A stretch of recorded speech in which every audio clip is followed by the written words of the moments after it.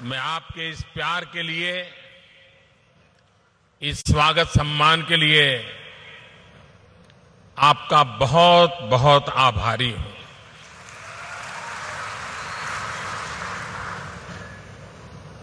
ये शब्दों में कहने की जरूरत नहीं है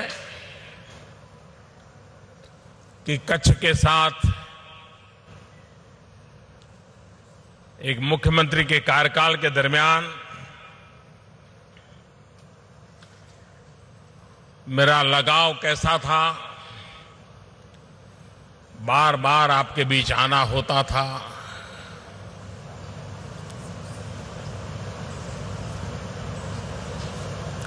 कच्छ की धरती में एक ताकत है।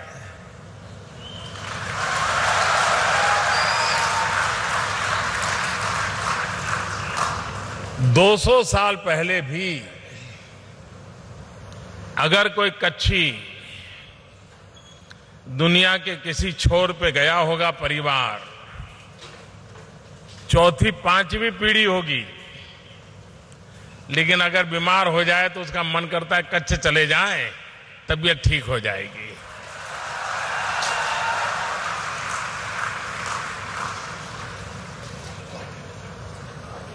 हम कच्छ के लोग पानीदार तो है, पर बिना पानी जिंदगी गुजारते रहे।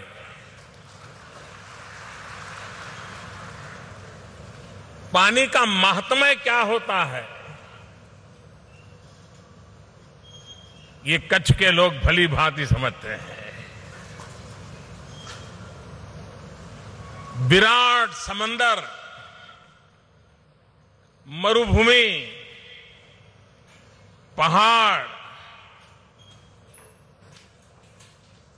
गौरवपूर्ण इतिहास, 5000 साल पुरानी मानव संस्कृति के सबूत,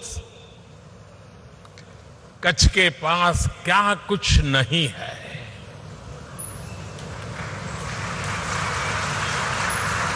न सिर्फ हिंदुस्तान को, दुनिया को देने की ताकत इस धरती में है, और दुनिया को मैग्नेट की तरह आकर्षित करने का सामर्थ्य इस धरती में है।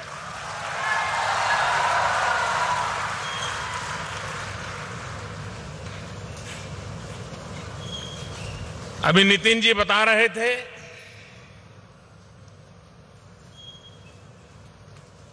कि आज जो वैश्विक अर्थव्यवस्था का रूप है, विश्व व्यापार का महात्म्य जिस प्रकार से बढ़ रहा है, उस कंपटीशन में अगर भारत को हमें आगे बढ़ाना है, इस वैश्विक अर्थव्यवस्था का लाभ उठाना है, विश्व व्यापार में भारत ने अपनी जगह पक्की करनी है, तो भारत के पास उत्तम से उत्तम व्यवस्था वाले बंदरों का होना बहुत जरूरी है। ये कंडला पोर्ट और आज जो चीजें वहां निर्माण हो रही हैं, एक प्रकार से कोई सोच सकता है क्या कि इतने कम समय में आज कंडला पोर्ट पूरे एशिया में प्रमुख बंदरों में उसने अपनी जगह बना ली है।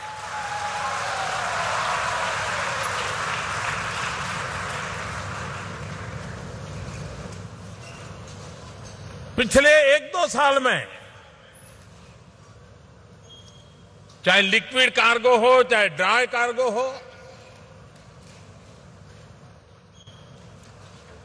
पोर्ट सेक्टर में काम करने वाले हर कोई समझते हैं कि इसका जो ग्रोथ है वो पोर्ट सेक्टर की अर्थनीति को जानने वाले लोगों के लिए बड़ा ही सरप्राइज कर रहा है। ये अचीवमेंट किया है हमने। और धीरे धीरे पोर्ट पर काम करने वाले लोगों को भी लगने लगा है यूनियन चलते हैं, चलते रहेंगे, लेकिन मिलजुल करके अगर हम इस पोर्ट की ताकत को बढ़ाते हैं, एक ताकत है इंफ्रास्ट्रक्चर की, दूसरी ताकत है एफिशिएंसी की, ट्रांसपेरेंसी की, और उससे इतना बड़ा परिणाम देश को मिल सकता है जिसकी हम कल्पना नहीं कर सकते। अभी नितिन जी बता रहे थे ईरान के साथ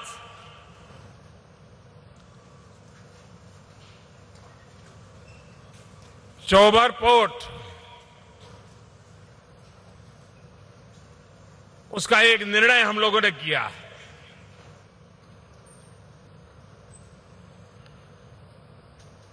उस पोर्ट का सीधा संबंध कंडला के पोर्ट के साथ आने वाला है।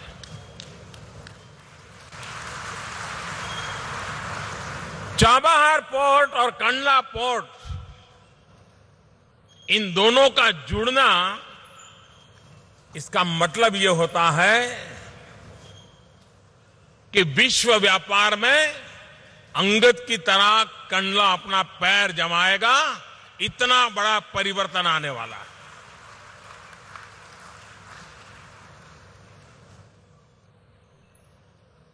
आज कंडला पोर्ट को मैकेनाइज करने की दिशा में कुछ कदम उठाए जा रहे हैं। कैपेसिटी बिल्डिंग के लिए 14 और 16 बर्थ के विस्तार और विकास के लिए योजना बन रही है। और बदलते हुए युग में पोर्ट सिटी का कंसेप्ट, डेवलपमेंट का, एक इकोनॉमिकल एक्टिविटी का एक व्यवस्था, उस दिशा में भी योजना बन रही है। ट्रांसपोर्टेशन को बल मिले और इसलिए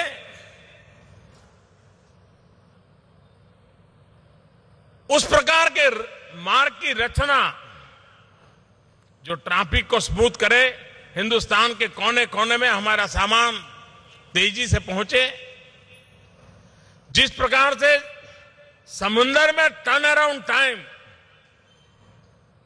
कोई जहाज आए, खाली हो या भरे, और कितने दिन में आगे चला जाए, इसमें जितना समय कम लगता है उतनी एफिशिएंसी की गणना वैश्विक स्तर पे होती है। आज भारत में उस टर्न अराउंड टाइम को कम करने के लिए हमारे नितिन जी के नेतृत्व में अनेक इनिशिएटिव लिए गए हैं।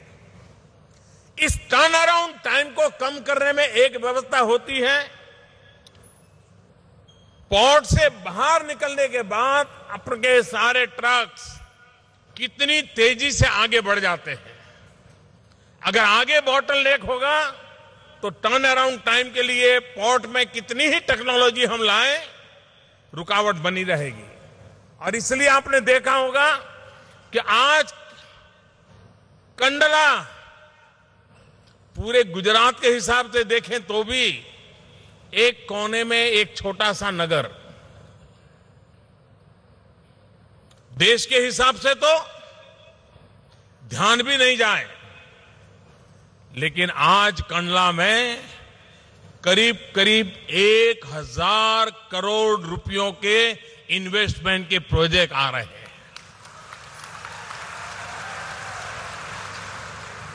एक 1000 करोड़ है, कोई सामान्य रकम नहीं है। हम कल्पना कर सकते हैं कि कितनी तेजी से आगे बढ़ेगा। अभी वो बता रहे थे कि रोड का काम है, हम 2 साल में टारगेट किया है। मैं नितिन जी को बता रहा था, हिंदुस्तान में रोड के सेक्टर में नितिन जी ने जो गति लाई है, कई वर्षों तक हिंदुस्तान ने यह गति देखी नहीं है। तो मैंने उनको कहा कि आपकी जो विशेषता है, आपकी जो क्षमता है, उसका लाभ गुजरात को भी तो मिलना चाहिए। तो उन्होंने मुझे कहा कि मुझे क्या कर रहा है। मैंने कहा ये रोड बनाने का काम 24 महीने नहीं 18 महीने में पूरा करके दिखाओ।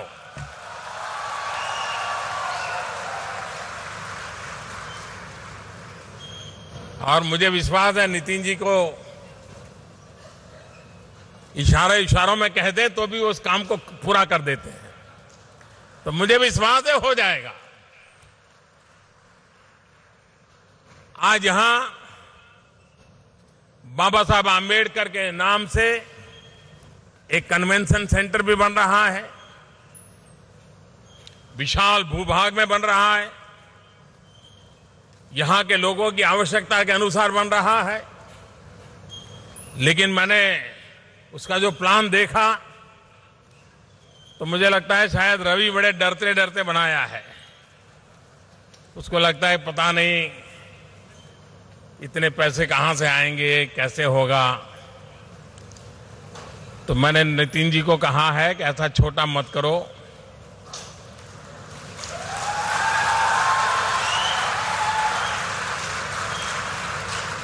उसे कुछ नए सिरे से सोचो। उन्होंने कहा कि मुझे थोड़ा समय दीजिए, मैं सोच करके बताता हूं। तो ये कन्वेंशन सेंटर भी, क्योंकि जिस प्रकार से कच्छ का डेवलपमेंट हो रहा है, आज हिंदुस्तान में कोई एक डिस्ट्रिक्ट तेज गति से आगे बढ़ रहा है तो उस डिस्ट्रिक्ट का नाम कच्छ है।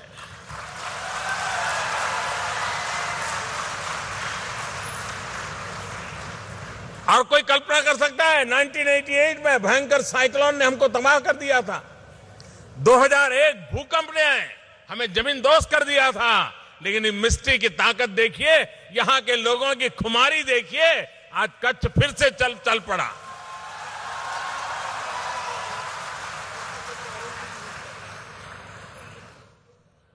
और कंडला ये न सिर्फ गुजरात की अर्थव्यवस्था का केंद्र बिंदु बन सकता है, यातायात की दुनिया में कंडला पोर्ट हिंदुस्तान की अर्थव्यवस्था में भी एक अहम भूमिका निभा सके, इस परिस्थिति में काम कर सकता है। और हम भी उस दिशा में इसको आगे बढ़ाना चाहते हैं। भारत की सामुद्रिक व्यापार की विरासत हजारों साल पुरानी है। लोथल में 5000 साल पहले सामुद्रिक व्यापार का इतना बड़ा केंद्र था। उसके बगल में वल्लभी यूनिवर्सिटी थी। उस वल्लभी यूनिवर्सिटी में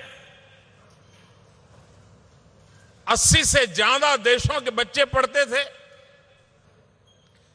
और लोथल का जो पोर्ट था, बंदर था, कहते हैं कि 84 देशों के झंडे वहां हमेशा दिखाई देते थे, हजारों साल पहले। इस देश में दरियाई जहाज बनाने का काम कच्छ में हमारे पूर्वजों की विरासत रही। हम दुनिया को जहाज देते थे यहां से, ये ताकत थी हमारी। इस सामर्थ्य को फिर से जीवित किया जा सकता है। आज कंडला पोर्ट पे इमारती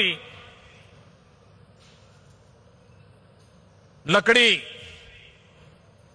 बहुत बड़ी मात्रा में आती है। और हमारे कच्छी लोग हिंदुस्तान के कोने में लकड़ी के व्यापार में भी लगे हुए हैं। ये इमारती लकड़ी का वैल्यू एडिशन कच्छ की धरती पर हो सकता है। दुनिया से लकड़ी आ जाए, उस पर आर्ट वर्क हो, मैन मेड कला उस पर लगे, फिर दुनिया में वापस जाएं, घर बने, बिल्डिंग बने, मकान बने, मंदिर बने, पूजा घर बने, दुनिया को बहुत बड़ी भेंट सौगात यहां से डेवलप की जा सकती है। नमक का व्यापार समुद्री मार्ग से जितना ज्यादा हम कर सके, उतना खर्च कम आएगा। तटीय जल परिवहन 7,500 किलोमीटर समुद्री तट हो तो फिर हमें रोड और रेल से हमारा सामान क्यों ले जाना चाहिए? क्यों न समुद्री तट से ही एक जहाज से ही हिंदुस्तान में ही कलकत्ता सामान भेजना होगा तो यहीं से समंदर के मार्ग से कलकत्ता क्यों न जाए? पूरे हिंदुस्तान को चीर करके जाने की जरूरत क्या है? ये पूरा बदलाव व्यवस्था में परिवर्तन लाने की दिशा में हम आगे बढ़ रहे हैं, जिसका लाभ आने वाले दिनों में मिलने वाला है। हमारे नितिन जी का एक ड्रीम है लोथल में भारत की जो महान ताकत है उसका विश्व को परिचय हो। इस प्रकार का एक म्यूजियम कैसे बने? विश्व व्यापार की दृष्टि से मैरीटाइम यूनिवर्सिटी का काम महत्वपूर्ण है, ह्यूमन रिसोर्स डेवलपमेंट का काम महत्वपूर्ण है। और अभी मुख्यमंत्री जी बता रहे थे कि उन्होंने मैरीटाइम यूनिवर्सिटी का ऑलरेडी असेंबली के अंदर बिल भी पास कर दिया है। मेरी उनको शुभकामनाएं हैं। ह्यूमन रिसोर्स डेवलपमेंट का ये काम वो न सिर्फ गुजरात को समुद्री तट के लाभ का होगा, वो हिंदुस्तान के समुद्री व्यापार के लिए भी एक ताकत के रूप में उभरेगा, ऐसा मेरा पूरा विश्वास है।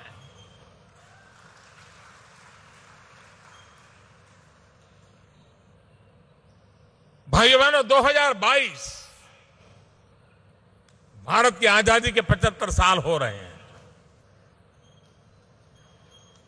मैं आज जब कंडला की धरती पर आया हूं, कंडला के लोगों को, कच्छ के लोगों को, गुजरात के लोगों को, देश के लोगों को बार बार ये कहना चाहूंगा कि 2022 जब भारत की आजादी के 75 साल हो रहे हैं, हम देश के उन वीर सपूतों को याद करें, उन महापुरुषों को याद करें जिन्होंने आजादी के लिए अपनी जिंदगी खपा दी थी। कई महापुरुष थे जवानी जेलों में खपा दी, कई महापुरुष थे जो फांसी के तख्त पर चढ़ गए, कई महापुरुष थे 4-4 पीढ़ी परिवार की तबाह कर दी। ये देश आजाद हो इसके लिए। उस आजादी के 75 साल 2022 में हम कैसे मनाएंगे? एक नागरिक के नाते हम भी तो संकल्प करें कि हमें आजादी के जंग में लड़ने का मौका नहीं मिला था, लेकिन भारत को दुनिया में सिरमौर बनाने के इस विकास की यात्रा में शरीक होने का हमें सौभाग्य मिला है। हम भी कुछ सकारात्मक करेंगे। हम कुछ न कुछ ऐसा करेंगे एक नागरिक के नाते जो 2022 में देश को नई ऊंचाई पर ले जाने में मेरा योगदान माना जाए, मुझे संतोष हो। संस्था हो तो वो भी करे, चैम्बर है तो वो भी करे, नगर पालिका है वो भी करे, पंचायत तो वो भी करे, राज्य सरकार है तो वो भी करे। हर कोई अपने आप को संकल्पबद्ध करे। ये है एबीपी न्यूज, आपको रखे आगे।